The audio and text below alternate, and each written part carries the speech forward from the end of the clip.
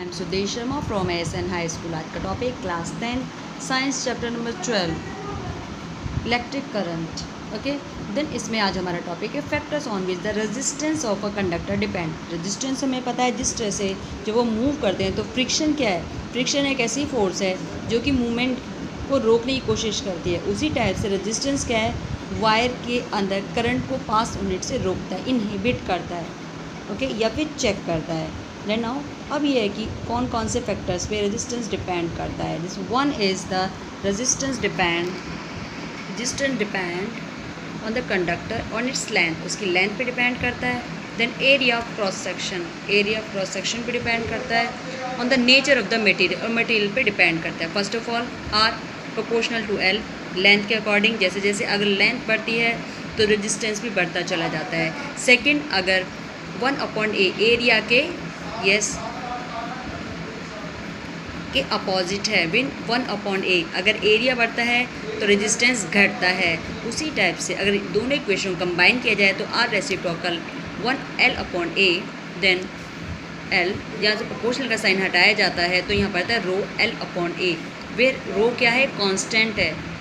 This is called the electric resistivity, जिसे कहा जाता है इलेक्ट्रिकल रेजिस्टिविटी। इट्स मीन जो आर है resistance of the circuit depend on the electrical resistivity, जो कि कंडक्टर किस टाइप का मटेरियल है उसी इलेक्ट्रिक रेजिस्टिविटी पे डिपेंड करता है। सेकंड, उसकी लेंथ पे डिपेंड करता है, लेंथ के प्रोपोर्शनल है, और ए के इन्वर्सली प्रोपोर्शनल है, मीन उसका अपोजिट है।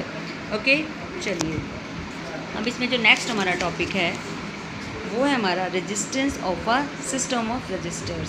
मतलब रजिस्टर्स को किस सिस्टम में अरेंज किया जाता है। उसके पास हमारे पास दो सिस्टम हैं, one is parallel and second is in series. चलिए इस सीरीज़ की बात करें तो सीरीज़ में जिसमें तीन कंडक्टर को एक दूसरे से सीरीज़ में जोड़ा जाता है, एक के एक पार्ट को दूसरे के फर्स्ट पार्ट से और तीसरे को सेकंड के लास्ट पार्ट से जोड़कर हम एक सर्किट तैयार करते हैं। ये है सीरीज़ फॉर्म में।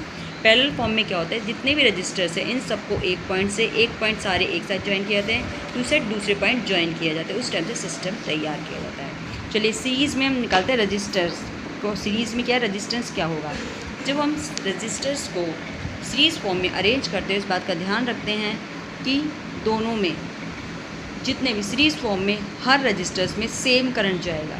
तो इन तीनों में करंट की वैल्यू आए, क्योंकि V की वैल्यू सब में अलग अलग होगी, क्योंकि V क्या है, हर रजिस्टर्स के साथ किस में, पैरेलल फॉर्म में यूज़ किया जाता है। ये हम पहले ही बात कर चुके हैं, वोल्ट मीटर हमेशा पैरेलल फॉर्म में लगाए जाते हैं। नाउ इस कंडीशन में हमने तीन रजिस्टर्स लिए हैं। फर्स्ट का वोल्ट V1, V2, V3, तो टोटल V कितना हो गया, V = V1, V2 + V3। उसी के अकॉर्डिंग ओम्स लॉ के अकॉर्डिंग V क्या होता है, IR के अकॉर्डिंग हमें पता है V क्या है, V वोल्ट मीटर की reading, potential difference, I current, और I निश्चित है, और R क्या है, registers.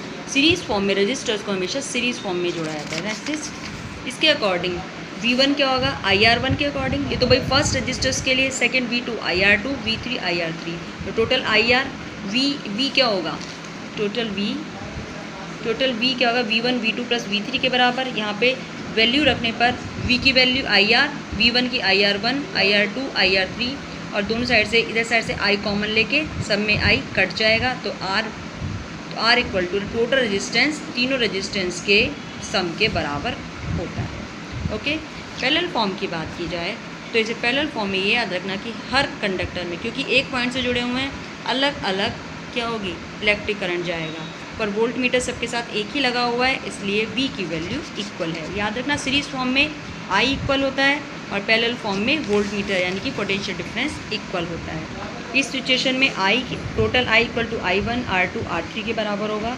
I = V/R, clear, I = V/R, तो I1 = V/R1। V की वैल्यू निश्चित है, I2 = V/R2 और I3 V/R3।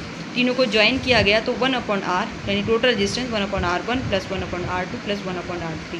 Mean parallel form में तो टोटल रेजिस्टेंस सारे रेजिस्टेंस के इन्वर्सली प्रोपोर्शनल के सम के बराबर होगा। Thus we may conclude the reciprocal of the equivalent resistance of the group of resistors joined in parallel equal to the sum of the reciprocals, यानी reciprocals के सम के बराबर होता है। ओके, चलिए भाई दिस क्लियर? इसी पे आपके बहुत सारे सम्स हैं जो आपको करने हैं, राइट? चलिए भाई, आज के लिए इतना ही। Thank you so much, have a nice day.